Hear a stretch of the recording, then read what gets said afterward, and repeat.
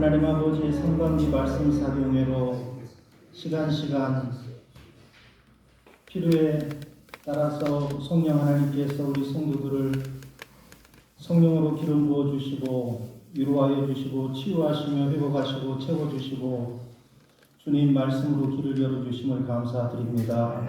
사랑하는 최태수 목사님을 통해서 하나님 마지막 시간입니다.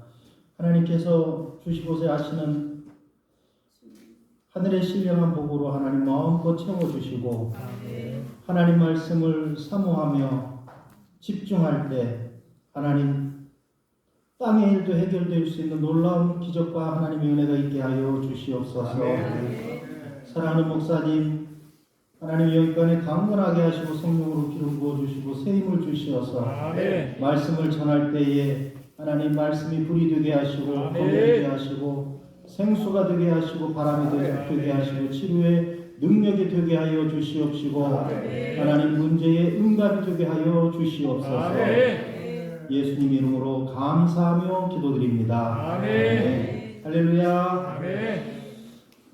좀 섭섭하죠? 마지막 시간입니다. 오늘 우리에게 주신 하나님 말씀은 요한을 통해서 성령께서 우리에게 주시는 계시록 1장 3절 말씀입니다. 제가 주는 성경으로는 신약성경 399면입니다. 예수님의 사랑받은 제자 겟세마네까지도 그리고 대제사장의 관정에서 예수님이 재판 받는 자리에도 그리고 골고다 십자가까지도 따라갔던 사랑하시는 제자 요한을 통해서 주시는 성령의 음성입니다. 오늘 이 말씀을 우리가 읽고 그리고 듣고 믿을 때 하나님의 능력의 역사가 일어날 줄로 믿습니다. 함께 하나님 말씀 합독합니다. 이 예언의 말씀을 듣는 자와 듣는 자와 그 가운데 들어간 것을 지키는 자는 복이 있나니 때가 가까우니라. 아멘.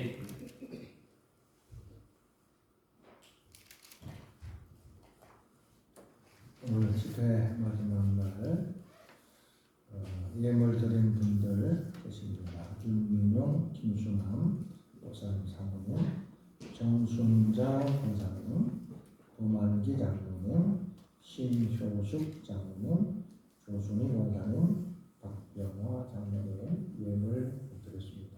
기도하시겠습니다. 아버지 하나님 앞에 성경 사경의 마지막 날처럼 예물을 드립니다. 주님 사랑하는 마음 또 정성을 모아서 드리는 예물 아버지 하나님 기뻐 받아 주옵소서.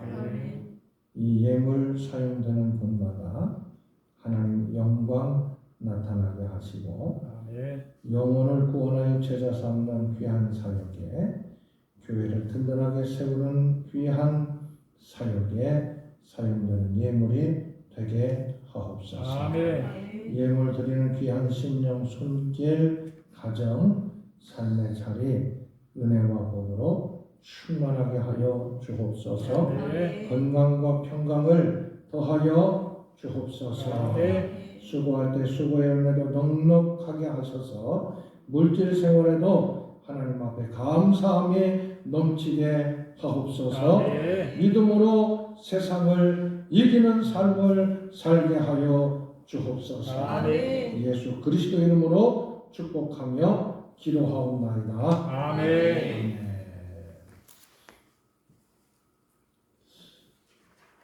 며칠 같이 있으니까 정들지 않았어요? 그렇습니다. 저도 좀 안 드신 것 같은데 저는 좀 사람이 좀 부정한 것 같더라도요 한 가지는 있어요. 우리 교인들을 사랑하는 마음은 저에게 있어요. 표현은 잘 안 해요 제가. 왜냐하면 사랑한다고 하면은 우리 많은 교인들이 다 내 곁으로 오면은 감당이 안 돼. 근데 제가 아는 게요. 이렇게 수련회를 며칠 공부하러 갔다 온다든지 아니면 어디 해외 이렇게 일 때문에 한 주간이나 두 주간 자리를 비웠다가 이렇게 이제 오잖아요. 예배 인도하러 딱 서면은요, 그 보고 싶었던 교인들의 모습이 앞에 있으니까 저도 모르게 좀 울컥해요. 그냥 안 하려고 그래도. 그래서 여러분 보고 싶었습니다. 내가 그렇게 해요. 그러면 또 우리 교인 중에는 우는 사람도 있어요. 할머니들 막 울고 그래요.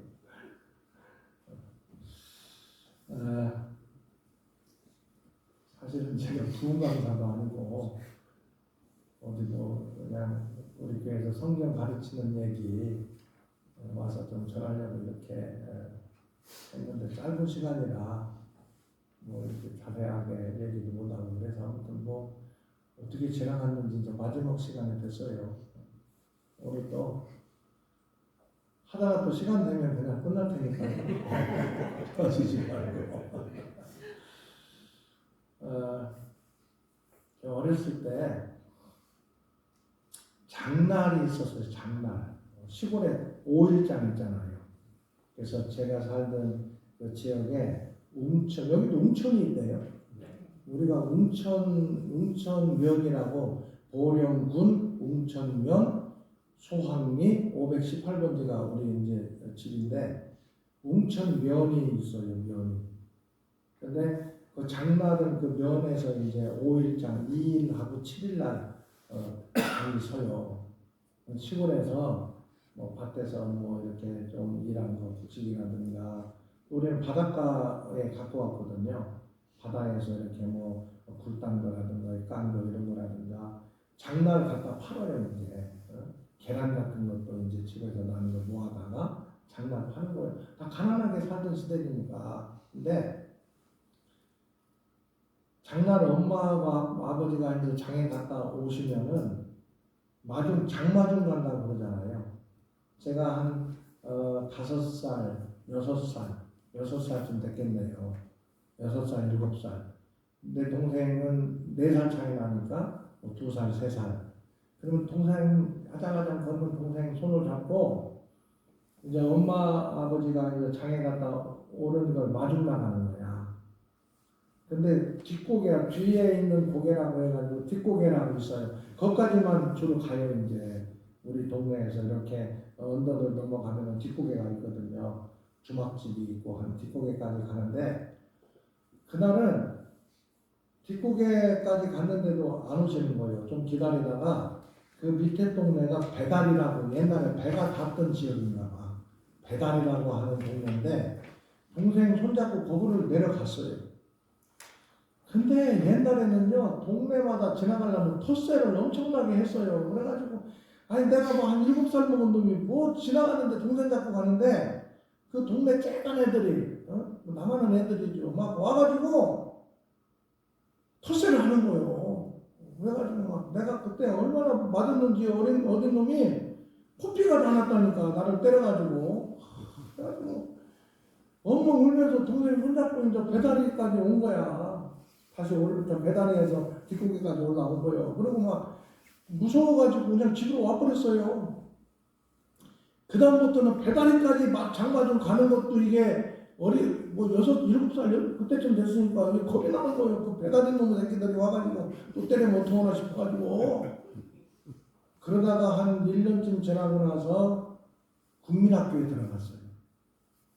그냥 국민학교 들어갔는데 아버지가 여름 방학 때 그 8월 15일 전후로 해가지고 백중장날이라고 장이 크게 서는 그런 장날이 있었어요. 저도 기억나는데 그때 아버지가 나를 데리고 장구경 시켜준다고 내 손을 잡고 이제 장애를 가신 거야.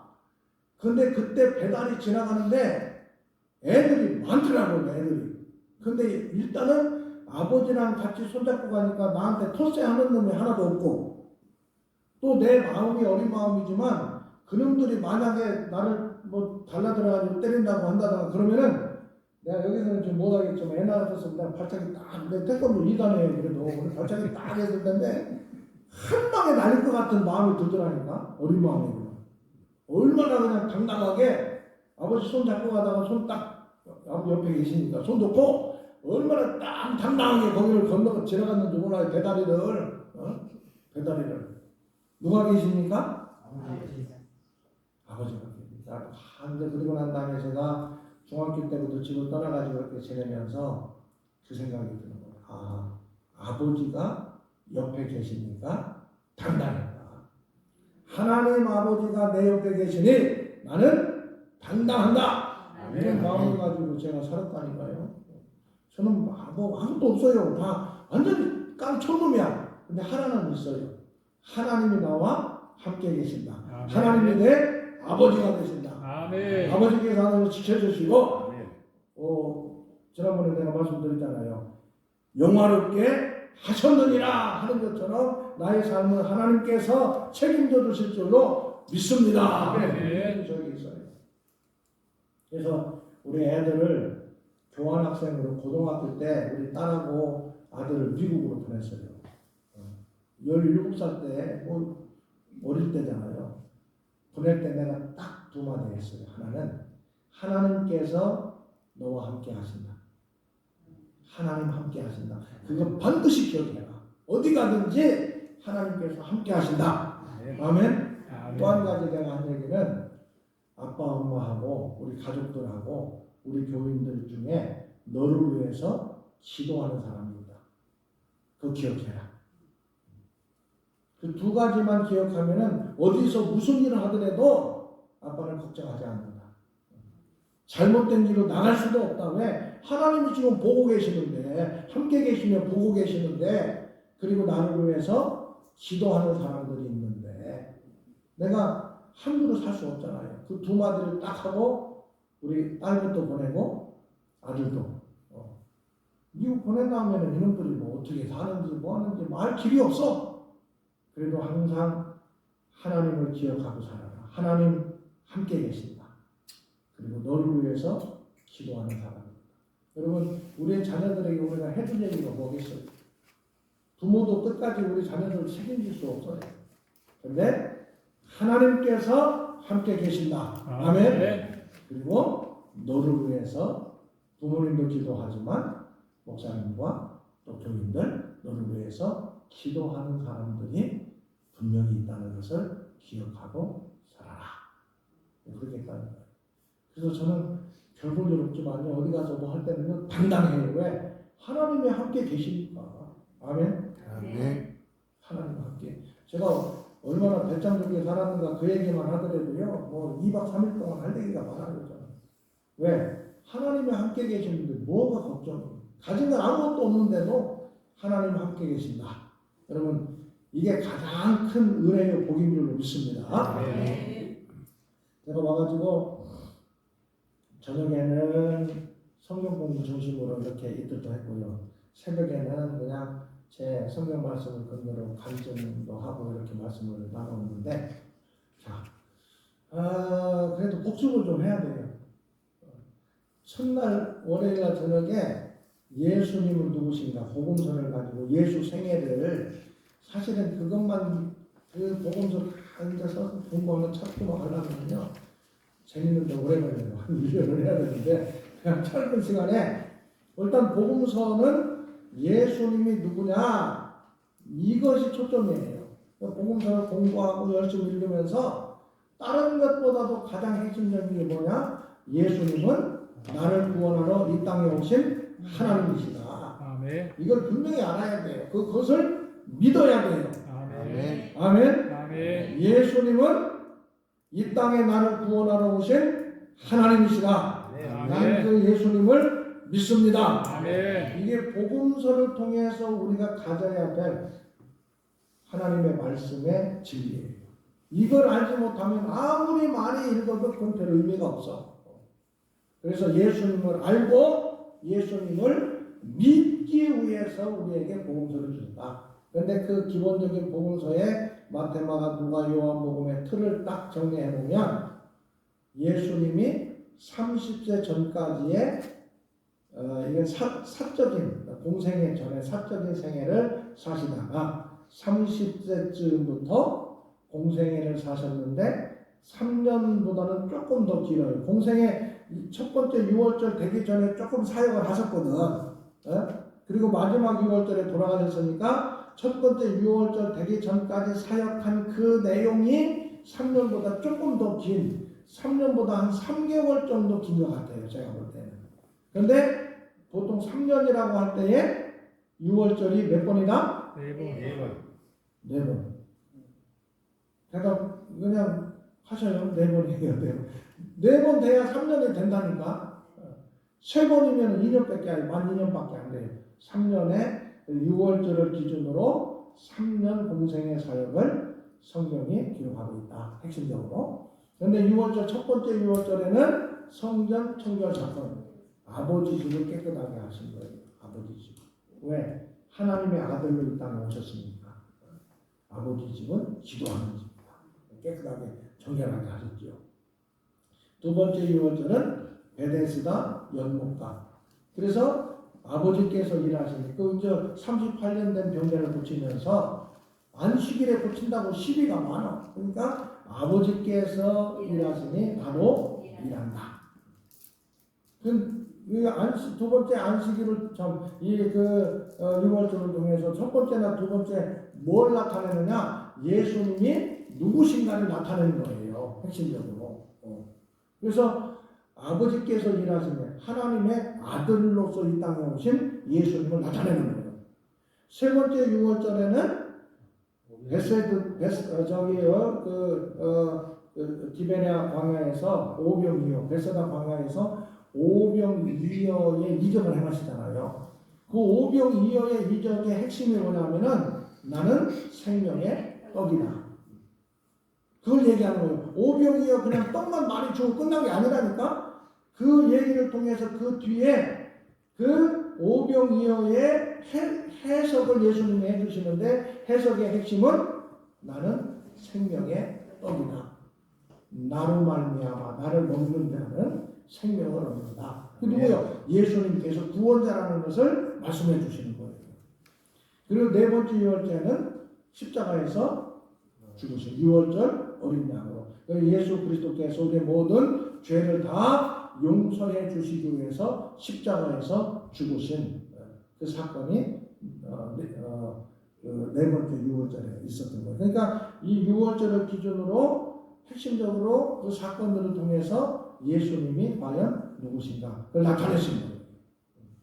그 다음에 이제 지리적으로는 갈릴리에서 했느냐 유다에서 했느냐 그것만 이제 왔다 갔다 하시면서 사역을 하셨다. 이 기본 틀을 갖고 있으면서 복음서를 통해서 우리에게 주시는 메시지는 예수님은 나를 구원하러 이 땅에 오신 하나님이시다. 아멘. 그 하나님이신 예수님을 나는 믿으면 구원받는다. 이게 확실히 정리가 돼요. 복음서를 설교를 들을 때도 그게 핵심이에요. 항상. 두 번째 어제 저녁에는 그 예수 그리스도를 어떻게 전했는가. 사도행전과 바울 서신을 통해서 예루살렘 교회가 세워지고 박해, 특별히 스데반의 박해로 말미암아서 흩어진 사람들이 도망다니기에 바쁜 게 아니라 적어도 믿음의 사람들은 흩어지는 상황 속에서도 뭘 했다? 복음을 전했다. 여러분 우리가 삶을 살아가면서 그냥 평안하고 만족스러울 때만 복음을 전하는 게 아니에요. 어떤 상황 속에 있든지 믿음의 사람들은 우리의 삶 자체가 복음을 전하는 삶이 되어야 한다. 그래서 이제 딱 터졌는데 보면은 사마리아 교회가 세워졌고 그 다음에 바울이 회심하고 다메섹 교회가 세워졌고 그 다음에 저 멀리까지 안디옥 교회 안디옥 교회가 세워지는 결과를 가지고 이 안디옥 교회가 이방인 교회로서 최초의 교회인데 거기에서 교회가 세웠다는 소식을 듣고 예루살렘에서 바나바를 목사님으로 파송해서 바나바가 이 착한 사람이요 성령이 충만한 우리 유민용 목사님 같은 사람이라 우리 교회에서는 최태순 목사 같은 사람이라고 얘기해요. 또 다른 데 가면은 그 교회 목사를 얘기를 합니다. 항상. 자, 그래서 교인들이 점점 많아졌고 이 바나바가 사울을 다소에 가 있던 사울을 데려다가 함께 목회하고 거기서 비로소 그리스도인이라 일컬음을 받게 되었다. 그리스도인이라는 것은 예수를 따르는 사람들, 예수님처럼 사는 사람들, 예수의 마음, 예수의 정신을 가지고 사는 사람들, 이게 그리스도인이에요. 그래서 그 안디옥 교회에서 이제 바나바와 바울을 선교사로 파송해서 1차 선교 여행을 통해서 구보로를 지나서 이 비시디아 안디옥 있는 데 가가지고 거기에서 복음을 전했는데 1차 선교 여행 때 세워진 교회가 갈라디아 교회다. 1차 선교 여행 때 돌아왔는데 이 요한 마가 문제 때문에 이제 바나바와 이 사울이 갈라져가지고 이 바나바는 구부로 지역으로 가고 사울은 오히려 이제 1차 전도여행했던 그 지역을 육지를 통해서 길리기아 다소, 자기 고향에 있는 길리기아 다소를 통해 가지고 이제 더베, 루스드라, 이고니온, 비시디아, 안디옥 그 갈라디아 지역에 가서 거기를 지나가지고 원래 바울의 목적은 어디냐? 에베소예요. 큰 도시. 그런데 성령께서 막으시고 오히려 마게도냐로 건너가서 복음을 전해가지고 마게도냐에 건너가서 빌립보 교회를 세우고 데살로니가 교회를 세우고 2차 선교 여행이에요. 이쪽으로 쭉 내려와서 아데네를 거쳐가지고 고린도에 가서 고린도 교회를 세우고 고린도에서 이제 막 브리스길라와 아굴라와 함께 막 사역을 막 할 때에 데살로니가 교회 소식을 전해 듣고 데살로니가 교회에 보낸 편지가 데살로니가 전서, 데살로니가 후서. 그 구체적인 내용까지 다 해야 되는데 시간이 없으니까 그건 못하고요. 그 다음에 갈라디아 교회에 문제 있다는 소식을 듣고 보낸 편지가 갈라디아서. 행함으로 구원받는 게, 율법을 지키는 행함으로 구원받는 게 아니라 예수를 믿음으로 구원받는다. 이걸 강조한 게 갈라디아서거든요. 그렇게 보내고 이제 2차 선교여행에서 돌아왔다. 3차 선교여행은 다시 출발하고 여기 순위 안디옥에서 한번 출발해요. 다시 1차 선교여행 했던 그 지역으로 가가지고 비시디아, 갈라디아 교회에 있는 거기를 가가지고 이제는 다른 데로 가지 않고 에베소로 가가지고 에베소의 큰 도시에서 복음을 전하는 가운데 건너편에 있던 고린도 교회에 문제 있다는 소식을 듣고 편지를 보낸 게 고린도전서.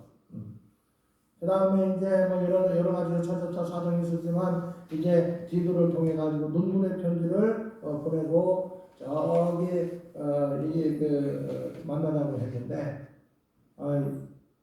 못 만나고 디도. 그래가지고 그 마음에 좀 짐을 갖고서나 빌립보로 건너갔는데 거기에서 디도를 만나서 고린도 교회 문제가 해결됐다는 소식을 듣고 쓴 편지가 고린도 후서. 그리고 난 다음에 고린도에 가가지고 고린도에서 3개월 동안 겨울이 지날 때까지 지내면서 썼던 것이 다음 선교 목적을 두고 있던 로마서. 쓴 거예요. 그리고 3차 전도여행 이제 예루살렘 교회에 구제헌금을 모금해가지고 돌아왔는데 예루살렘에서 잡힌 거예요. 바울이. 그런데 사실은 바울의 목적은 이제 로마까지 가는 게 목적이에요. 그런데 하나님께서는 죄수의 몸이 되게 하셔서 오히려 겉으로는 죄수의 몸인데 안전하게 로마까지 갈 수 있도록 인도해 주셨다. 그게 바울이 로마까지 가는 행위예요. 그냥 개인적으로 갔으면요 굉장히 이미 바울은 알려졌거든. 유대인들이 바울은 어떻게라도 죽이려고 하는 게 너무 극성이요. 어디를 가든지. 근데 겉으로는 죄수의 몸이지만 로마 군인들이 바울을 오히려 보호받으면서 로마 군인에게 보호받으면서 로마까지 가는 그 모습들을 보여주는 거예요. 자, 그 다음에 이제 로마에 간 다음에 로마에서는 1차, 2차, 3차로 구분한다. 첫 번째 과목은 가택연금 상태, 두 번째 과목은 자유롭게 여행할 수 있는 상태, 세 번째는 철창 과목. 그래서 가택연금 상태에 있을 때만 자기는 못 나가지만 많은 사람들이 찾아왔을 때에 이제 빌립보 교회에서 에바브로 디도라는 사람이 찾아와요. 그래서 찾아와서 이런저런 얘기를 듣고 거기에서 보낸 편지가 빌립보서. 그 다음에 오네시모라는 사람이 찾아왔는데 종이었는데 이 골로새 교회 빌레몬의 종이었는데 도망나와가지고 예수 믿게 돼서 이 종을 자유롭게 해달라고 빌레몬에게 편지를 보내면서 골로새 교회 안에 장로님이거든요. 빌레몬이. 그래서 빌레몬서 개인적인 편지를 보내고 골로새서를 보내고 가는 길에 에베소 교회를 지나서 가니까 에베소서를 전달해 달라고 그렇게 해가지고 옥중서신 4권, 빌립보서, 골로새서, 빌레몬서, 에베소서. 그 다음에 2차 자유롭게 됐을 때에 마게도냐 지역. 여러분 제가 지금 마게도냐 하면은 머릿속에 그려져요? 그려져야 돼요 이게. 로마에서 마게도냐. 마게도냐 밑에 지역은 아가야. 건너편은 아시아, 에베소. 이게 좀 머릿속에 여러분 나눠드렸죠? 그걸 이렇게 자꾸 보면서 그림이 그려지면은 성경을 이 사도행전이라든가 읽을 때 훨씬 더 이게 재미가 있거든요. 그렇게 해가지고 자유롭게 됐을 때 마게도냐에서 디모데에게 에베소에서 목회했어요. 그때 디모데는. 그래서 디모데 전서. 그 다음에 이 그레데 섬에서 목회하고 있는 디도에게 보낸 편지가 디도서, 목회서신이죠. 그리고 이제 잡혀가지고 3차 철창 감옥에 있어서 마지막으로 쓴 편지가 디모데 후서. 그래서 바울 서신 13권이 거기 나옵니다. 그 다음에 이제 공동서신은 8권이에요. 8권. 공동서신은 그냥 외워야 돼요. 이건 뭐 어떻게 각자 그냥 쓴 거예요. 공동서신은 누가 썼느냐? 예수님의 제자들 가운데에서 이 공동서신을 썼어요. 바울서신은 바울이 썼지만. 자, 그런데 그 공동서신 가운데는 누가 썼나 저자를 알 수 없는 히브리서. 맨 앞에 나오는 히브리서예요. 히브리서. 그 다음에 베드로전서, 베드로후서. 베드로, 예수님의 제자 베드로가 썼어요. 그럼 3권이잖아요. 그 다음에 야고보서는 예수님의 제자가 아니라 예수님의 동생. 야고보가 2명인데 예수님의 제자는 순교당했고 일찍 순교를 당했어요. 여기 이 야고보서를 쓴 사람은 예수님의 동생 야고보. 동생 야고보.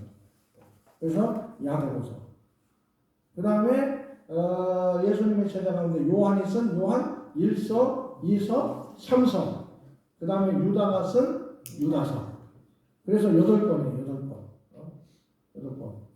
머릿속으로 이건 신학교에서 하는 얘기들인데 갑자기 하려니까 머리가 좀 띵하죠? 그래도 알아야 돼요. 아무튼 자, 다른 뭐 히브리서, 베드로전서, 베드로후서, 야고보서, 요한 1서, 2서, 3서, 유다서. 8권. 자, 이렇게 함으로써 그 다음에 이제 마지막 요한계시록. 그렇게 해서 27권이에요. 자, 복음서 4권에 사도행전 1권 하면은 5권이잖아요. 5에다가 바울서신 13권 하면은 18권. 그죠? 8권에다가 공동서신 8권, 26권. 요한계시록 1권, 27권. 그래서 신약성경 27권. 윤호사는 최태수 목사 잘하죠? 신학교 1학년 때 강의하면 좋겠죠. 1학년. 신학교 갔을 때 1학년 때 이것부터 딱 정리하고 신학을 공부하면 참 좋을 것 같아요. 응? 우리는 가자마자 무슨 뭐 신학이 뭐 신학부터 얘기하니까 성경도 제대로 못 듣는데 막 고등학교 졸업하고 갔는데 막 신학 칼발트가 어떻고 뭐 불투만이 어떻고 맨날 신학 얘기만 하니까 이거 뭐 어렵더라고요. 근데 제가 이제 그럴 수는 없겠지만 신학교를 맡아서 한다면 저는 1학년 한 학기, 1학년 1학기 동안에는요 다른 거 하나도 안 가르치고 성경 66권 창세기부터 요한계시록까지 딱딱딱딱딱 읽고 막 성경 창세기 뭐 창철민수 사사막 것도 시작해 구약 성경 막 39권 다 그 내용 뭐 어떤 순서에서 어떻게 발생했고 내용 알고 구체적으로 알고 신약성경 20편 이것을 한 학기 동안에는 막 잠자다가도 성경 얘기할 정도로 나는 가르치고 있고요. 내가 신학교를 한다면 신학교 교수를 한다면 그렇게 한 다음에 그 바탕 위에 신학도 가르치고 목회도 가르치고 상담도 가르치고 해야지 이건 뭐 성경을 안다는 것을 전제로 해가지고 신학생도 가르치거든요. 우리가 일반적으로 목사님들 설교할 때도요 성경을 아는 걸 전제로 많이 설교를 해요. 근데 사실은 성경을 처음부터 우리가 성경이 바탕에 쫙 깔리면은요 그 다음 문제는 훨씬 쉬워요. 그래서 여러분들이 조금 어렵더라도 자꾸 오늘 이번에 한번 했으니까 자꾸 이렇게 뭐 이번에 신약만 했잖아요. 신약 뭐 복음서부터 시작해서 쫙 그냥 생각하시면 돼요. 언제든지 생각하시고 안 되면 또 나눠드렸으니까 한번 읽어보기도 하고. 다음에 구약. 구약. 그건 기도하면서 다음에 넣읍시다. 구약. 우리 또 이렇게 장모님 녹음도 해가지고 이렇게 다 뭐 여러분들에게 주신다고요. 그러니까 시간 있을 때 좀 이렇게 듣기도 하시고 그럼 좋을 것 같아요. 자, 이렇게 해가지고 오늘요, 성경 이제 그 공동서신하고 요한계시록까지 제가 한번 여러분들 나눠드렸죠? 네? 12과 29번 한번 봅시다. 한번 보고.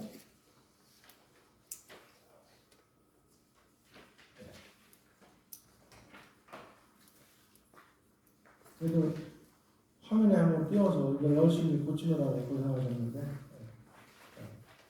슬라이드 수도 한번 볼게요.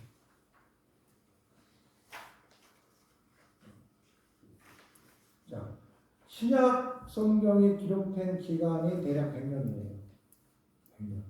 그래서 맨 마지막에 기록된 게 요한계시록이거든요. 그게 AD 한 90년 정도. 요한이 좀 오래 살았거든요. 그래가지고 아주 AD 90년 정도로 봐요. 맨 늦게 기록된 책이.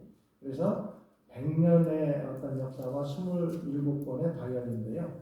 자, 예수 중심 사역, 사도행전 기간, 사도 요한 중심의 역사 기간. 그래서 30년 보면은 두 번째 이렇게 한번 해서 잘 나오죠? 68년 그 다음에 100년인데 자, 성경에 신약 성경이 여러분 제일 먼저 쓰여진 게 뭔지 알아요? 여러분 바울 서신이 먼저 쓰여졌을까요? 복음서가 먼저 쓰여졌을까요? 바울 서신이 먼저 쓰여졌어요. 맨 성경에 역사적으로 보면은 바울 서신 가운데서 데살로니가 전서가 제일 먼저 쓰여졌어요. 신약 성경 중에서.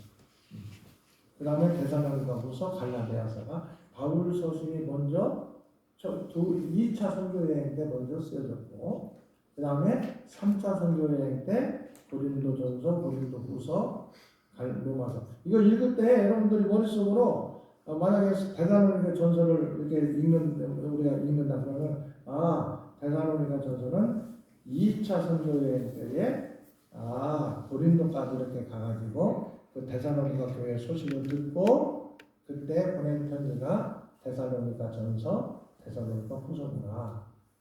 그때 고린도에 있을 때 갈라디아 교회에 대한 이야기를 듣고 보낸 편지가 갈라디아서구나. 이렇게 정리하고 읽으면은 굉장히 재미가 있어요. 이게 실감이 난다고.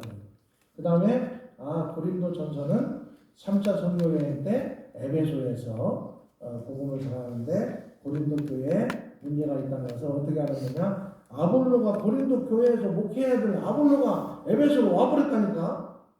그래가지고 바울한테 얘기하는 거예요. 나 도저히 목회 못합니다. 뭔 소리냐 이게. 그런 얘기를 듣고 있던 중에 또 고린도 교회의 대표들이 에베소에 있는 바울에게 찾아온 거야. 우리 교회에 이런 문제들이 있습니다. 그래서 그것을 듣고 쓴 편지가 고린도 전서예요. 그 다음에 이제 이 고린도 전서를 보낸 다음에 문제가 해결되지 않아가지고 눈물의 편지를 써요. 한번 갔는데도 해결이 안 되고. 그런데 이 편지를 가지고 가서 디도를 다시 이제 드로아에서 만나기로 했는데 드로아에서 못 만나고 그 마게도냐로 건너가서 빌립보에서 드로아를 만나가지고 고린도 교회 문제가 어느 정도 해결됐다는 소식을 듣고 보낸 편지가 고린도 후서예요. 고린도 후서 그러면 어떤 사연 속에서 이게 썼구나 이런 것들을 좀 잘 알면은 굉장히 좀 도움이 되죠. 이해하는데. 그 다음에 고린도에 가가지고 쓴 게 로마서. 다음 이제 선교를 내가 어떻게 할 것인가 이런 생각을 하면서 3차 선교에 끝나고 나서 어떻게 할 것인가 계획에 대해서 자기 소개서예요. 쉽게 로마서는 고린도 교회에 보내는 자기 소개서인데 나는 이러한 믿음을 갖고 있는 사람이다. 그래서 믿음이 무엇인가를 쫙 정리한 게 그리고 믿음의 사람은 이렇게 살아야 된다. 그걸 정리한 게 로마서예요. 그리고 이 로마서를 자기 소개서처럼 이 로마 교회에 보내면서 거기에다 마지막에 얘기를 해요. 나는 이런 사람인데 내가 편지를 써서 보낸 걸 통해서 나를 알 수 있지 않느냐. 그런데 내 꿈은 로마를 들렸다가 서바나니까 스페인이에요. 스페인에 가서 복음을 전할 계획이 있는데 그때에 로마 교회 당신들이 나를 선교사로 파송해 줬으면 좋겠다. 이게 노마서예요. 노마서. 그런 흐름 속에서 노마서를 읽으면 이런 거 바울이 신학을 얘기하고 쭉 얘기한 것은 나는 이렇게 믿는 사람이고 이것이 내 믿음의 근거가 된다. 이것을 정리해 논문처럼 정리해 놓은 그 책이 노마서거든요. 그래서 노마서는 저는 뭐라고 표현하느냐? 바울의 자기 소개서라고 표현합니다.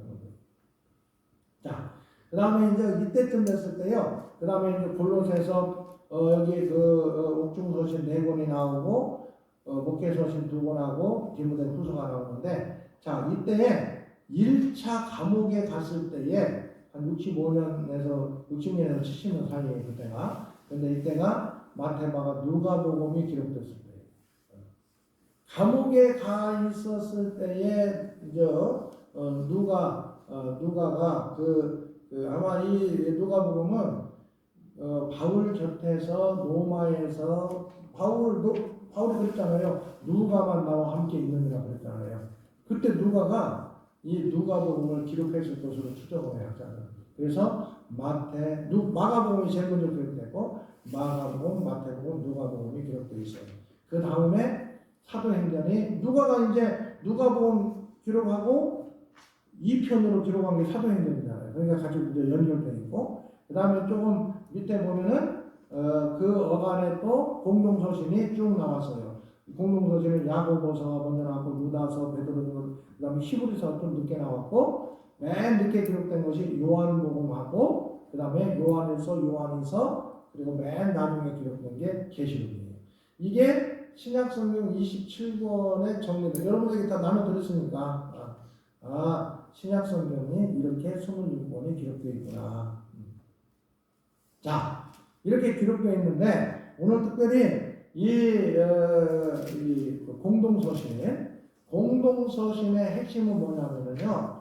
당시에 교회가 생겼을 때 이단들이 엄청나게 많이 생겨요. 이단. 그 중에서도 특별히 영지주의 이단. 따라합니다. 영지주의 이단. 영지주의 이단. 이 영향이 굉장히 커요. 영지주의 이단은요. 대표적인 게 뭐냐면 영적 지혜가 있어야 된다. 왠지 좋은 얘기죠. 그런데 그 핵심으로 들어가 보면 이원론이에요. 이원론. 정신적이고 영적인 것은 거룩하고 또 육체적이고 물질적인 것은 악하다. 오늘날도 이런 영지주의 영향이 우리 가운데 있겠어요? 없겠어요?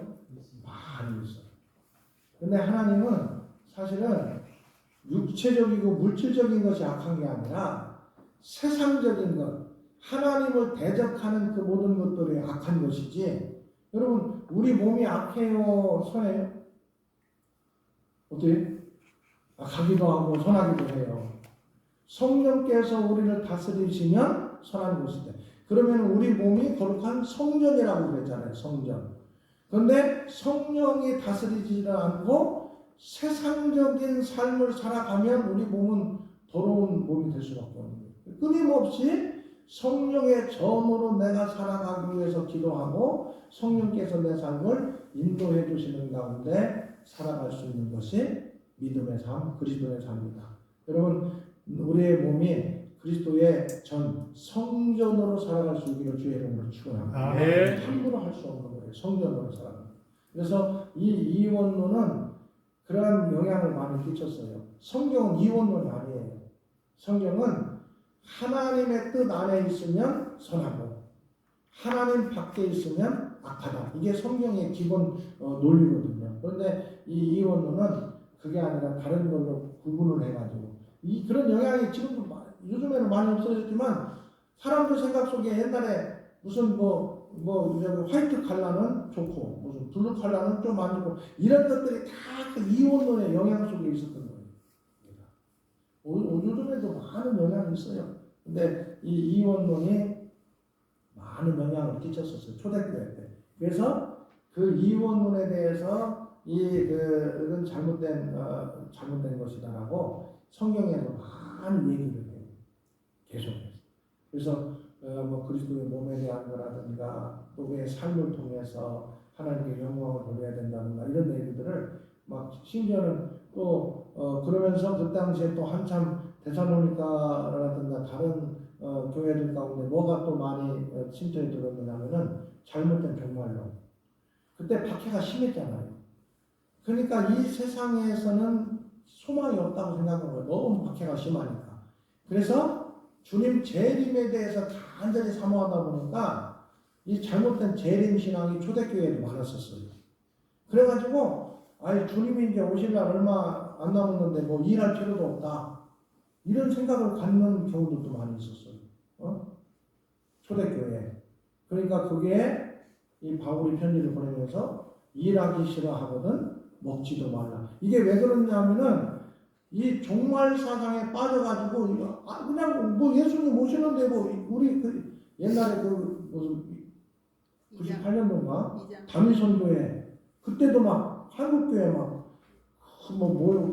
다 애들 학교도 안 보내고 그랬어요. 뭐 그게 빠져나간 거예요. 주님 오시는데 뭘 학교로 가느냐? 직장도 그만두고 막 기도해야 된다. 이런 사람들도 있었다니까요. 초대교회 때도 그런 이 분위기가 좀 있으니까 데살로니가 후서에서 바울이 편지를 보내면서 일하기 싫어하거든 먹지도 말라는 얘기가 그래서 나온 거예요. 이 종말 사상에 빠져서 우리가 종말 신앙은 갖되 종말 사상에 빠져 있으면 안 된다. 마지막까지 주님 오시기를 기다리면서 이 땅에서 우리가 해야 될 일들을 끝까지 신실하게 감당하는 사람이 그게 종말을 맞이하는 자세지 아무것도 않고 그냥 어서 오시옵소서 이건 잘못된 자세다. 그래서 그 옛날에 그 영국에서 그 감리교를 세웠던 그 목사님 누구죠? 웨슬레 목사님한테 그 어떤 성도가 내일 주님께서 재림하신다면 목사님은 어떻게 하겠습니까? 여러분 내일 주님 재림하신다면 어떻게 하겠어요? 아무것도 않고 모여가지고 아멘 주 예수 우리는 그 생각을 많이 하잖아요. 근데 웨슬레 목사님이 그 질문을 딱 받고 수첩을 딱 꺼내면서 예 저는 아침에 기도하는 시간이 있네요. 그 다음에 기도하는 시간 끝나면은 성경을 연구하는 시간이 이렇게 계획되어 있습니다. 몇절 그릇까지. 그 다음에 신망해야 할 일이 있습니다. 그런 것을 쭉 노트를 딱 펼치더니 자기 계획 있잖아요. 그걸 딱 얘기하면서 이 일을 하다가 주님을 맞이하겠습니다. 이게 사실은 올바른 자세거든요. 매일매일 언제 주님 오시더라도 나는 내가 믿음의 사람으로 감당할 일을 감당하다가 주님 맞이하겠습니다. 아멘. 이게 올바른 신앙의 자세거든요. 근데 초대교회 때 이 종말 사상이 좀 너무 깊이 빠져 있어서 그건 안 된다 이렇게 편지를 했던 내용들이 이 공동소재에 많이 있어요. 또 한 가지 공동소재의 특징 가운데는 영적 질서. 이제 교회가 세워지고 막 여러 사람들이 막 다 모일 건 아니에요. 그때의 영적 질서를 어떻게 세워나갈 것인가. 여러분, 저도 옛날에요. 저도 목사지만 참 우리 교회에서도 장로님이나 그때 이제 안수 집사님이나 권사님 아들 중에 좀 잘나고 똑똑한 놈들이 우리 교회 안에 여러 있더라고요. 그래서 마음속으로 저놈들은 내가 잘 꼬셔가지고 내가 신학교를 보내야 되겠다 이렇게 생각을 했어요. 내가 봐더라도 저놈들이 신학을 하고 목회를 하면은 성품도 좋고 애들이 똑똑하고 공부도 잘하고 그래가지고 이놈들 내가 다 신학 보내면 내가 얼마나 좀 보람이 있겠구나. 그래가지고 그놈들한테 내가 열심히 기도도 하고 다 했어요. 막 열심히. 그래서 그놈들은 그래도 어느 정도 신학을 하겠다는 마음을 가졌어. 걸림돌이 딱 생겼는데요. 신앙 좋다는 안수집사, 권사 안 된다는 거야. 안 된대. 한 놈도 안 된대. 한 놈은 그 애들 얘기하는 거예요. 안수집사, 권사한테 한 놈이라고 하면 안 된다. 그 놈들을 못 보내겠다는 거야. 신학을. 그 얘기를 들어봤더니 목회가 너무 목사되는 게 힘들다는 거예요. 다 힘든데. 그래서 안 보내겠다는 거야. 얼마나 속이 상하던지. 내가 아무튼 걔들은 본인들은 좀 그런 마음이 있는데도 부모님들이 그리고 본인들도 좀 뭐 적극적으로 가겠다는 얘기를 하더라고요. 그래서 뭐 지금도 뭐 교사도 하고 뭐 직장 취직도 하고 뭐 다 뭐 의사도 하는 데도 있고 다 있어요. 다양해. 근데 목사는 안 된 거야. 그런데 신학교 가겠다고 이 저기 뭐야 이거 추천서 받으러 오는 애들이 또 가끔 있어.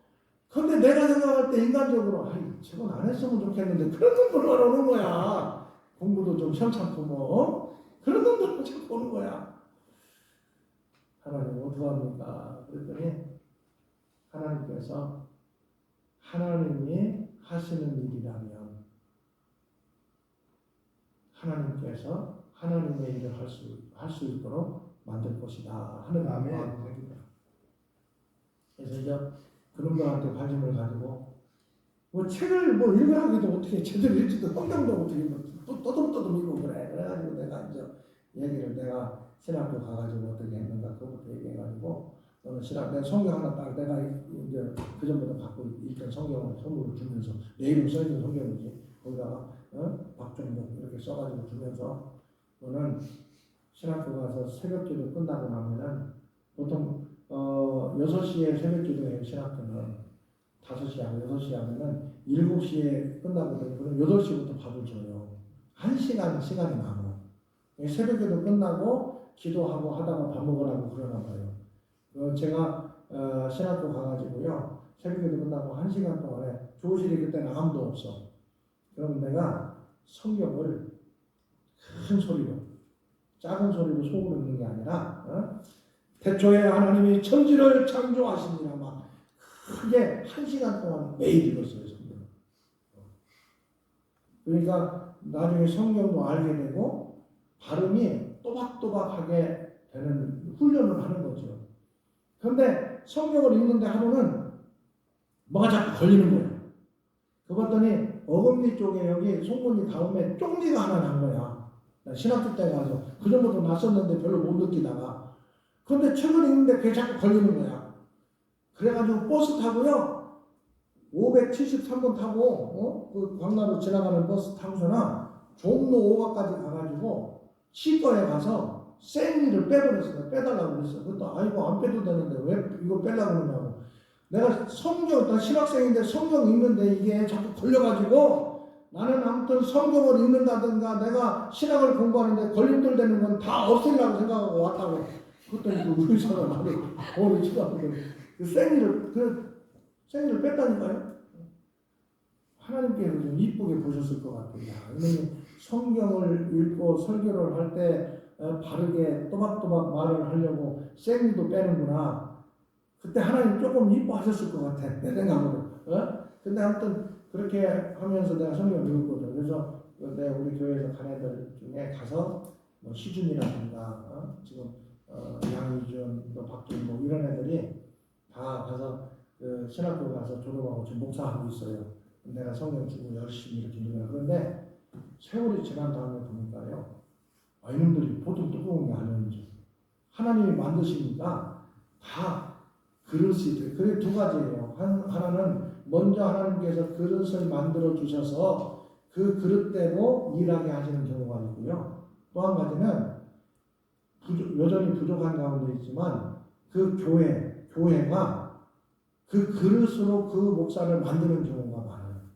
내가 이렇게 목회하면서 보면은 우리 동기들 중에서도 저는 촌에서 목회하잖아요. 대천 촌에서. 그런데 제 친구들은요.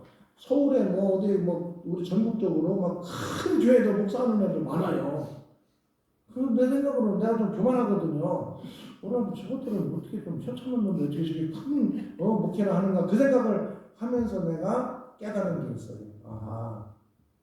하나님께서 먼저 그릇을 만들어 주셔서 그 사람으로 목회하는 경우가 있고요. 어떤 때는 좀 비리비리한 것 같은데 하나님께서 교회를 통해서 그 교회에 맞는 그릇으로 목사를 만들어 주시는 그런 경우도 많이 돼요. 근데 사실은 상호작용을 하는 거예요. 그릇으로 교회를 성장하고 교회는 또 목사를 목사답게 만들어주고 저는 우리 교회가 감사한 게 부족한 저를 목사다운 목사로 만들어주기 위해서 정말로 우리 교회에서 굉장히 모든 걸 다 협력해요. 내가 지금까지 생각하더니 그게 얼마나 감사한 일이에요. 목사 어디 나가가지고 활동하고 하는데 주눅 들지 않도록요. 장로님들이 얼마나 뒷받침을 잘해주시는지 몰라요. 저는 별 관심이 사실은 없어요. 문차를 타든 말든 뭐 봉고차 타고 다니든 뭐든 아무 상관없어. 옷도 아무거나 입고 다니든 뭐 그런 거에 별 관심이 없는데 그래도 우리 교회에서 우리 교회의 목사로서 목사의 그릇으로 부정함이 없도록 얼마나 저를 만들어 주시는지 몰라요. 그래서 저는 원래는요 머리도 이렇게 하고 이런 스타일이 아니에요. 그냥 저것대로 다니고는 스타일인데 그렇게 못 한다니까. 왜? 우리 교회의 목사라는 나름대로 그 그릇이 있어야 될 거잖아요. 우리 지역에서 그래도 이제 교회가 성장했으니까 그 그릇에 맞는 목사가 돼야 될 거 아니에요. 그러면은 우리 교회 대전중앙교회 목사가 다른 교회에 밥을 사줘야지 밥을 얻어먹을 수는 없잖아. 어디 가서. 우리 교회에서 그런 뒷받침을 해줘서 지금 가만히 생각해 보면은 부족한 나를 걸맞는 그릇으로 이렇게 만들어 주셨구나. 그런 생각들을 많이 해요. 근데 영적인 질서가 분명히 있어야 해요. 교회. 우리 교회 아버지도 장모님이라고 그랬잖아요. 그럼 장모님이 교회 와가지고 저를 뭐라고 부르겠어요? 태순아, 아들. 그럼 이게 되겠어요? 안 되겠어요?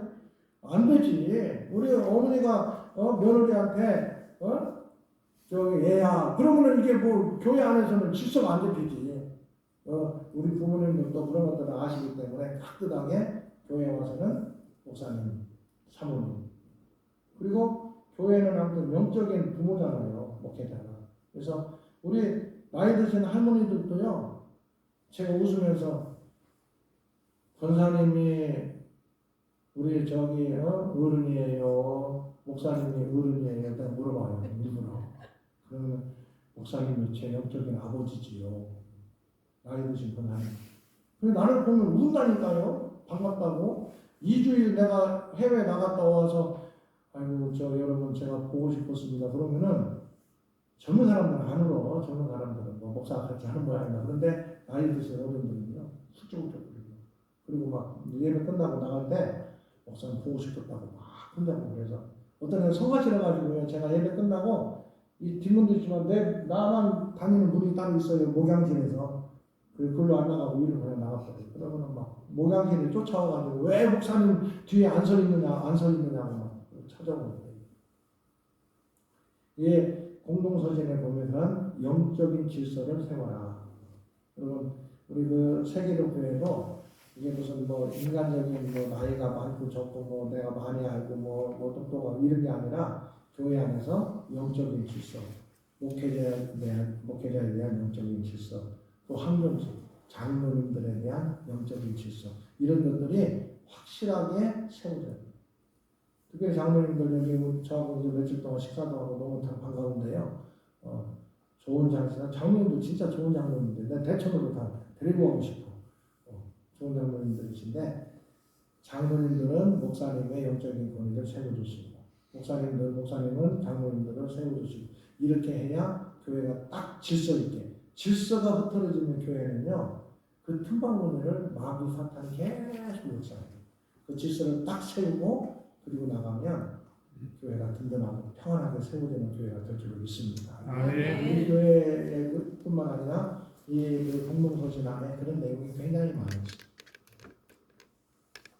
자, 또 이렇게 하다가 이제 그냥 시간 됐다고 가면 안 돼요. 그래서 제가 새벽기도 시간에는 보담을 했던 걸 이제 제가 성경은 기본적인 걸 했고요. 저는 목회를 하면서 사실은 아까 밥 먹으면서도 우리 장로님들하고 권사님들하고 잠깐 얘기했는데 제 삶 자체가 하나님의 은혜고 간증이에요. 제 삶 자체. 그래 감사한 것은 우리 부모님을 진짜 잘 만났어요. 그게 큰 복이에요. 우리 어머니 아버지하고 어떻게 결혼했느냐면요. 부흥강사 목사님이 어머니가 처녀 때 이제 홍산중앙교회에서 이제 교사로 교회학교 섬길 때에 그 교회 부흥회를 갔어요. 어머니를 먼저 본 거죠. 세월이 지난 다음에 그 부흥강사 목사님이 아버지가 섬기는 교회에 부흥에 오신 거예요. 그때 결혼하지 않았을 때예요. 처녀총각일 때니 부흥강사 목사님이 중매를 해가지고 어머니 아버지가 결혼한 겁니다. 그 교회에서 아가씨가 열심히 교회를 섬기고 총각 집사 있었거든요. 우리 아버지가 21살 때 집사 되는 분이에요. 총각 집사. 그래가지고 어머니 아버지가 결혼하고 그 결혼 첫날 저녁에 어머니 아버지가 둘이가 그 가난하게 살면서 무슨 약속을 했느냐? 우리 예수님 잘 믿는 가정 우리가 세웁시다. 그리고 우리 자녀들 나면은 예수 잘 믿게 하는 거 우리가 기도하면서 실습시다. 그리고 그 가난한 사람들이요 첫날 하나님께서 우리에게 몇 명의 자녀들 주실지는 모르지만 이 자녀들 다 대학까지 보낼 수 있도록 하십시다. 그게 첫날 저녁에 어머니 아버지가 기도하면서 약속한 거예요. 아무것도 없는 사람들이 배짱도 좋았어. 그래가지고 이제 신앙생활을 하는 가운데에서 지난번에도 얘기한 것처럼 우리 집이 정말 가난하다고 5막살이 집이라고 그랬잖아요. 근데 5막살이 집에 그 쓰러지지 말라고 뭘 했다고 그랬어? 그 얘기 했잖아요, 제가. 안 했나? 그 얘기? 지푸라기 있잖아요. 볏짚을 엮어가지고 처마에다가 이렇게 흙집 그 처마에다가 이렇게 막는 가림막이 있어요. 비 오면은 흙벽돌을 직접 비 오고 눈 왔을 때 거기에 닿으면 이렇게 무너지니까 무너지지 말라고 커튼처럼 쳐놓은 것을 요쪽에도 옛날에 흙집에 그런 거 한 거 있었어요 혹시? 요 동네도? 흙집 벽에 집으로 엮어가지고 이게 쳐놓은 가림막이 있어요. 그걸 우리 동네에서는 떼꾸적이라고 그래요. 떼꾸적 그 이름이. 근데 나중에 내가 찾아봤더니 떼우적이다라고. 떼우적. 비를 가린다 하는 그런 뜻인 것 같아요. 그걸 쳐놓은 집에서 우리가 살았어요. 왜? 흙집이 비 오면 다 무너지니까 그 무너지지 말라고 짚을 엮어가지고 이렇게 가림막을 해놓은 거예요. 근데 그 어간에 그때쯤에 우리 그 전에 시골 교회 소환교회라고 그 교회가 다시 건축을 하게 됐어요. 근데 무슨 누구를 요즘 같으면 우리 김장로님 오셔가지고 건축 좀 해주십시오 이럴 텐데 그게 안 되니까 그래서 낮에는 일하고 밤에는 그 냇가리 있어요. 냇가리에서 막 모래 같은 걸 이제 이고 지고 해가지고 퍼다 보면은 그리고 낮에 틈틈이 시간 내 가지고 남자 젊은 사람들 아버지를 중심으로 몇 사람이 그 벽돌 있잖아요. 벽돌을 막 이게 시멘트하고 섞어가지고 벽돌을 직접 만들어서 그 교회를 건축을 하는 거예요. 이제 틈틈이 하는 거죠. 그렇게 한 다음에 마지막 그 지붕을 마무리할 때 요즘에는 뭐 스트로풀이라든가 뭐 샌드위치 판넬 같은 거 다 있으니까 뭐 슬러브 쳐도 되고 그렇게 하면 되는데 그때는 그런 시절이 아니요. 어떻게 했느냐 짚을 쓸어가지고 진흙하고 엮어가지고 집 위에다가 다 이제 얹고 그 다음에 양철 지붕을 함석이라고 양철 지붕을 마무리해야 되는데 진흙 위에다 그냥 하면 안 돼요. 이게 시끄럽고 그래가지고 수출분 없고 그래서 거기 마지막으로 뭘로 그 마감을 했느냐면은 가마니 있죠. 가마니 옛날에는 가마니를 마무리를 하고 그 위에다가 양철로 이렇게 가마니를 하고 각고목 있잖아요. 각고목을 딱 엮어가지고 얹은 다음에 그러면 그 위에다 양철로 해가지고 이제 못을 박으면 마무리가 되는 거예요. 그 가마니를 갖고라고 다 교인들에게 광고를 했는데 가마니도 그때는 귀할 때예요. 헌 가마니 하나도 가난할 때니까. 그래서 지붕을 마무리를 하다 보니까 가마니가 부족한 거야. 그래서 이거 마무리를 해야 되는데 어떡하나 하다가 아버지가 그 젊은 청년들 몇 사람을 지게 지고 우리 집으로 온 거야. 우리 집에 비 오면은 무너지지 말라고 쳐는 그 떼우죠. 그걸 떼놓은 거야. 낫을 가지고 지게 짊어지고.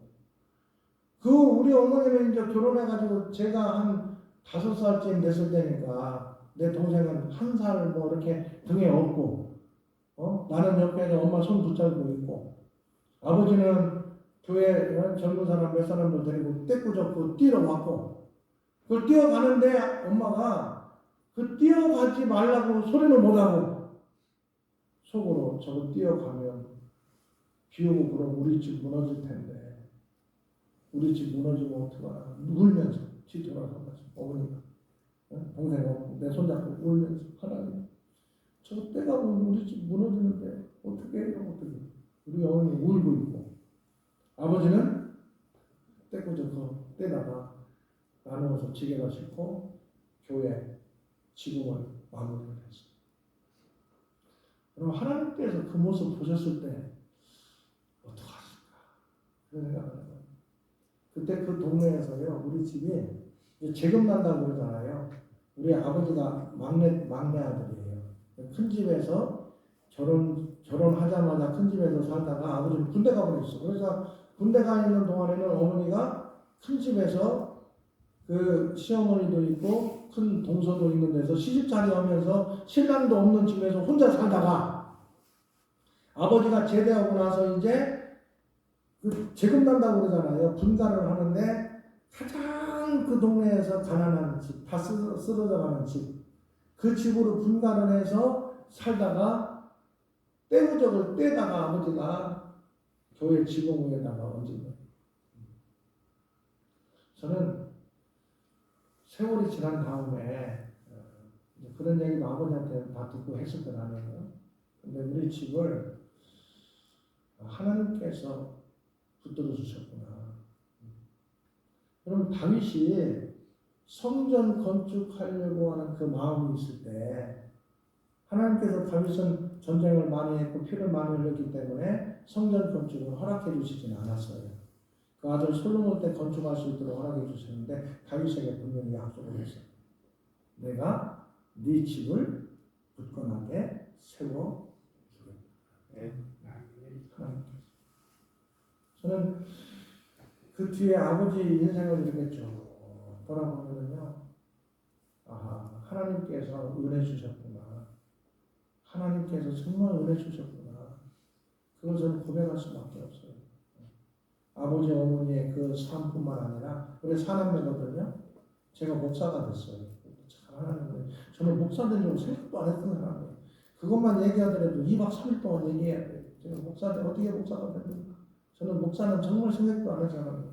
다른 꿈을 갖고 살았던 사람인데 하나님께서 이렇게 목사 만들어 주셨어요. 얼마나 감사합니다. 그 다음에 제 바로 밑에는 그 뒤에 아버지께서 이렇게 또 수협 조합장도 하시고 시골에서 그 가난하게 살던 농사 짓고 어촌 개장하던 아버지를 선거를 통해 가지고 수협 조합장 되게 하시더라고요.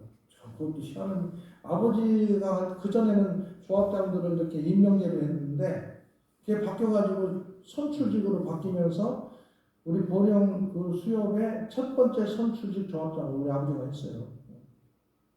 그래서 선출직 조합장 하시면서 또 일본에 그 조합장님들 견학 가셔가지고 80년대 초반이죠. 그 마트에 김을 팔더래요. 그래서 야 이거 참 우리나라는 없었대요. 참 이런 일도 있구나. 그러면서 아버지가 우리나라도 앞으로 좀 시간이 지나면 집에서 이렇게 솔가지로 이렇게 들기름 참기름 발라가지고 구워 먹는 게 아니라 마트에서 김을 파는 시대가 오겠구나. 그런 생각해가지고 돌아오시고 이제 조합장 다 끝나신 다음에 김 공장을 시작하신 거예요. 대천에서 대천 김을 그래서 그래가지고 사는 거 보면은 참 감사하게 물질적인 것 때문에 걱정하지 않아도 될 만큼 하나님께서 은혜를 주셨고 그 다음에 동생이 그 일을 맡아서 지금 그 장로예요. 동생도 저는 목사고 동생은 장로고 셋째는 여동생이에요. 그는 또 목사하고 결혼해가지고 아버지 사위는 목사, 딸은 사모. 막내는 우리는 다 대학을 사립은 못 갔어요. 돈이 없어가지고 국립밖에 못 가. 그럼 충남대 가야 돼. 충남 지역에서는 충남대 가야 되는데 막내는 충남대 졸업해가지고 한국가스공사 평직원으로 들어갔어요. 직원 취직한 거지. 근데요 지금 현재 걔가 무슨 일 하냐면 평택 한국가스공사 평택 기지본부장이에요. 평 직원으로 들어가서 최고로 지급할 만큼은 다 한 거예요.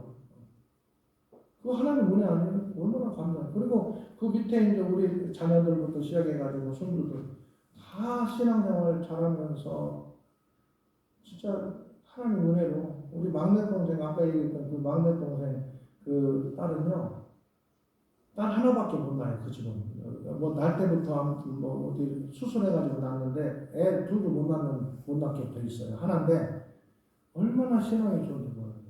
근데 신앙이 좋을 뿐만 아니라 카이스트 대전에 있는 카이스트 대학을 졸업하고 대학원도 카이스트에서 했어요. 항공우주. 근데 얘는 교회에서 기도하고 교회 봉사하고 뭐 인터넷 뭐 만들고 하는 게 그게 걔가 직업인 것처럼 해요. 그런데도 하나님께서 은혜 주셔가지고 작년에 국가장학생으로 10명을 뽑는데 전 세계 아무 데나 가서 공부할 수 있는 장학생이에요.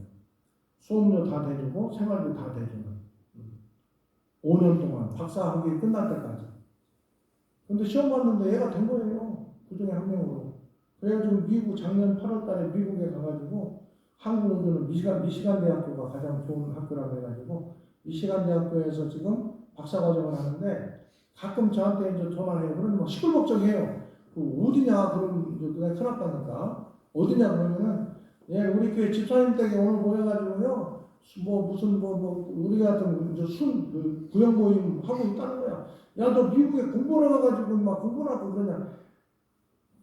목사님이 그런 얘기하면 어떻게 해요? 목사님 그 공부하는 것보다요 교회 가서 찬양하고 예배드리고요 이렇게 숨 고이는 게 훨씬 더 재밌어요. 박사과정에 가서 지금 그렇게 하고 있어요. 얼마나 그게 다 복이잖아요. 우리 애들 얘기는 뭐 굳이 할 필요도 없고 어떻게 이렇게 됐을까? 그 가난한 집에서 하나님께서도 때우적 그거 갖다 떼어다 교회에다가 헌신하는 거 보면서 하나님께서 아마 기억하시지 않겠나 그런 생각들을 참 많이 해요. 근데 그런 우리 아버지가 그 시골 교회에 그렇게 생명처럼 맡기던 교회를 그리고 거기 우리 교회 시골 교회가 지금 1919년에 세워진 교회예요. 그런데 아버지가 그 전에는 일제시대 때는 여자들만 좀 몇 사람 있었는데 우리 아버지가 그때 17살 때인가 세례를 받았는데 1호 남자 세례 교인이에요. 우리 아버지가 그 역사를 보면 1호. 그리고 그 교회 1호 장로님, 첫 번째 장로님. 그 생명 같은 교회잖아요. 우리 교회가 크지도 않고. 근데 조합장 하시면서 어쩔 수 없이 대천에 오셔서 생활 근거를 갖고 이사를 대천으로 나오다 보니까 거기가 한 키로수로 따지면은 뭐 엄청 멀어요. 뭐 뭉천까지도 뭐 한 30, 한 3, 40km 되는 모양이에요. 근데 차가 없던 시절이니까 그 주일 낮 예배만 일찌감치 가가지고 예배 드리고 오시는 신앙생활을 한 2년 정도 하시다가 도저히 안 나 싶어가지고 대천 중앙교회를 이제 협동장로님으로 오시게 된 거예요. 어쩔 수 없이 시내로. 근데 오실 때에 걱정이 엄청 많으신 거예요. 그 시골 교회 내가 없으면 장로 하나밖에 없는데 이 교회 내가 없으면은 어떻게 하는가. 그리고 헌금이라든가 모든 것들도 아버지가 많이 이제 봉사를 하셨거든요. 걱정이 많으셨던 거예요. 그런데 대천으로 이사 나오셔가지고 중앙교회에 다니면서 그 뒤에 2년 3년 지나고 나서요. 그 교회 장로님이 2분이 세워지고 그리고 교인들도 더 늘어나고 재정적으로도 더 넉넉해지고 그러니까 이제 아버지가 그렇게 섬기다가 가시니까 교인들이 야 이제 장로님 없으니까 이거 어떡하냐 그 목사님도 그러고 그때는 이제 목사님 오셨을 때거든요. 그래서 교인들이 막 더 열심히 된 거야.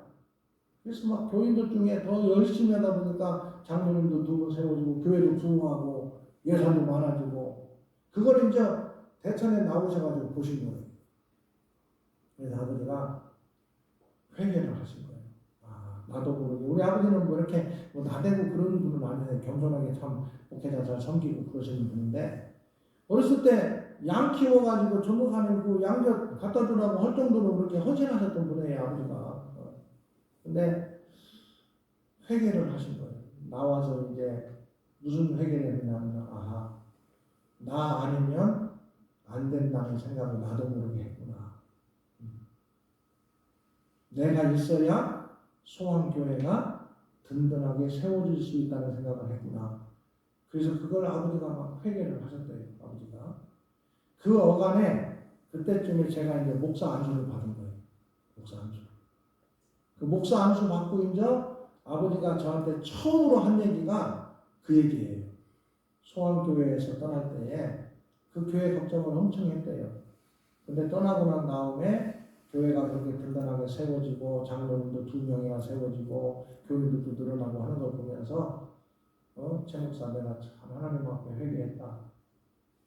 그러면서 아버지가 저한테 무슨 말씀을 하셨냐면은 최 목사가 우리 목회할 때 하나님께서 은혜 주셔서 교회가 많이 부흥했으면 좋겠다. 부흥했으면 좋겠다. 아버지가 그런 말씀을 해주면서 근데 부흥하더라도 절대 네가 잊지 말아야 될 것이 있다. 내가 교회를 부흥시켰다는 생각, 나 없으면 안 된다는 생각을 절대 하지 마라. 그러면서 아버지가 너 아니더라도 하나님이 일하시려면 마른 막대기를 세워놓고도 하나님은 일하시는 분이다. 그거 잊지 마라. 우리 아버지가 저 목사 안수 받을 때 그 얘기를 해줬어요. 그래서 그게 항상 마음속에 있어요. 내가 열심히 일하고 내가 목회할 때 교회가 부흥되고 그냥 하나님 은혜로 많이 성장도 했고 사실. 그런데 항상 제 스스로가 내가 부흥시켜서 나 때문에 부흥했다. 이 생각은 하나님 앞에서 올바른 생각이 아니다. 다만 하나님께서 나를 이렇게 목사로 세워주시고 교회를 성장할 수 있도록 사용해 주신 것 그 자체가 감사합니다. 여러분 저는 이것을 끝까지 이게 그런데요. 사람이 이 유혹이 쉽지 않아요. 교인들 중에서도 아니 목사님 오셔가지고 교회가 부흥됐어요. 이래야 기분이 좀 그래서 속에서 그냥 기분이 좋지 내 얘기는 하나도 않고 그냥 하나님 은혜로 부흥됐어. 이러면은 저것들 봐라 내 얘기 안 나. 이게 사람 솔직히 내 속에서 이렇게 막 올라오는 게 사람이라니까요. 그때마다 하나님 나를 사용해 주신 것 그게 감사한 일입니다. 나 아니더라도 하나님은 누구를 통해서도 하나님의 일을 하시는 분으로 나는 믿습니다. 감사합니다. 그렇게 얘기하면서 나는 마음속으로 뭘 생각하느냐 항상 여러분 구약 성경에 보면요 사무엘서를 보면은 사울 있잖아요. 사울이 처음에 왕이 될 때요 정말 하나님께 인정받은 겸손한 사람이었어요. 사울이.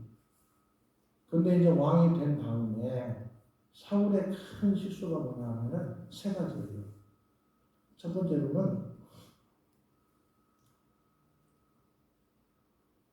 그 사무엘 선지자가 와서 제사를 드려야 되는데 사무엘 선지자가 오기 전에 물론 사무엘 선지자가 약속한 시간보다 늦게 왔어요.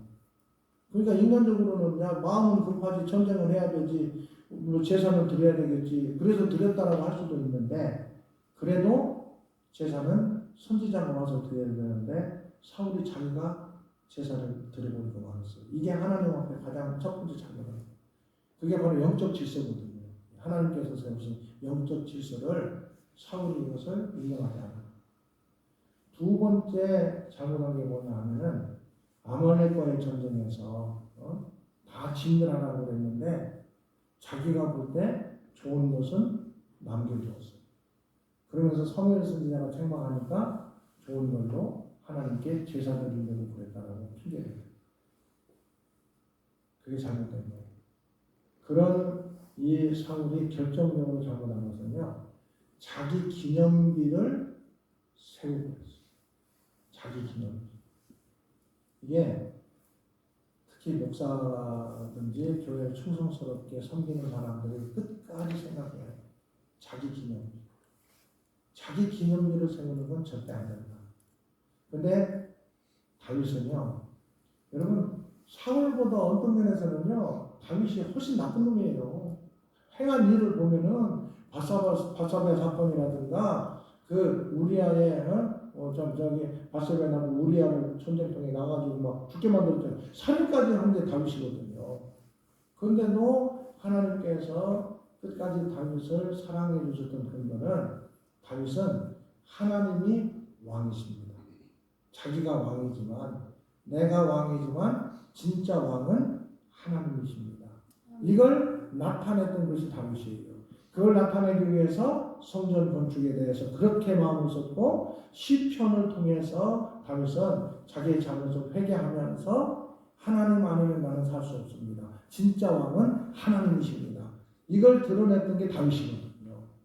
다윗은 자기 기념비를 세운 게 아니라 하나님의 영광, 하나님은 왕이십니다. 이걸 끝까지 나타냈기 때문에 하나님께서 다윗은 성경을 통해서 정말로 인정할 만한 왕으로 세워주셨고, 사울은 정말 멋진 사람이거든요. 사울 진짜 처음 보면은 겸손했지요, 능력 있지요. 그런데 이게 자기 기념비를 세우고자 하는 마음을 정리를 못합니다. 그래서 저는 아주 여러 가지 기도하면서 제 스스로도 내 기념비가 아니라 하나님은 왕이십니다. 하나님의 영광을 나타내는 믿음의 사람으로 그런 목사로 살아야 되겠다. 그런 생각을 하고요. 우리 교인들에게도 정말 우리 교회 장로님들이나 교인들 정말 오늘 간간히 아마 얘기 좀 아까도 누가 전화 왔잖아요. 어떤 선교사나 어렵게 목회하는 분들 은퇴하고 살 수 있는 집을 자기가 하나 장만하겠다고 그 돈을 목사님 헌금하겠다고 전화가 온 거예요. 그래가지고 금요일날 정일 때 만나서 밥 먹고 축복기도 하고 주일날 헌금해라. 많지는 않아요. 6천만 원밖에 안 되는데 하려면 6억 정도 해라고 집이라고 할 것 같은데. 근데 또 한 3년 전에는 20억짜리 건물 지어가지고 그 목사님 성령사에게 마음대로 쓰시고 그 어려운 교회 목사님들 거기서 식사 대접하고 은퇴하고 나서 목사들이 갈 데가 없잖아요. 시골은 특히 어디 교회를 가느냐고. 자기가 30년 목회하던 교회를 갈 수도 없고 시내 다 아는데 다른 데 오면 부담스러워하고. 그래서 시골에서 목회하고 은퇴한 분들 목사님이 다 책임지라요. 나한테 다 앞으로 은퇴한 다음에 그거 책임지래. 돈은 자기가 다 대주겠대. 얼마가 들어가도 다 대주겠다고 책임지라는 거. 나는 목사하고 좀 편하게 지내야 되는데 또 이거 어디 가지도 못하고 목사님들 은퇴한 목사님들 다 내가 모시고 살아야 될 것 같아서. 근데 골치 아파요. 은퇴한 목사님들 진짜 골치 아픈데 어떻게 해야 될지 모르겠어요. 그렇게 저는 정말 행복하게 목회를 하고 있으면서도 끝까지 제 마음은 그리고 우리 그렇게 헌신하는 분들에게도 우리 자기 기념비 세우지 말고 하나님은 왕이십니다. 하나님 영광을 나타냅시다. 왕이신 하나님께서 우리에게 은혜 베푸는 것을 또 나에게서 끝나지 말고 내 대를 이어서 하나님의 그 복을 누리는 우리 가정들 될 수 있도록 우리 예수 잘 믿는 사람 되고 우리 자녀들 예수 잘 믿는 자녀들 될 수 있도록 기도하고 믿음의 본을 보이고 끝까지 승리하는 우리 세계교회 믿음의 사람들 될 수 있기를 주의 이름으로 축원합니다. 아멘. 이제 박수 받으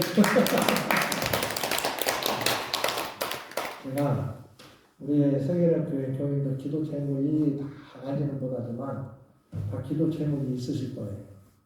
그리고 짧은 시간이지만 또 말씀을 통해서 하나님께서 내 마음에 은혜 주시고 내가 기도하는 것들 이렇게 연결되게 해주시는구나. 이 믿음으로 살아야 되겠구나. 그런 것들을 메시지를 또 주신 분이 계실 거예요. 이 시간은 많은 기도하지 말고요. 딱 한 가지. 정말 지금 가장 시급하게 하나님께서 나에게 응답해 주시기를 원하는 기도. 뭐 2개, 3개 하지 말고 딱 하나. 하나님, 이 기도 하나님께 드리오니 하나님 응답하여 주옵소서. 응답의 열매를 가지고 예수 잘 믿는 삶을 하나님은 왕이십니다. 하나님께 영광 돌리는 삶을 살게 하여 주옵소서.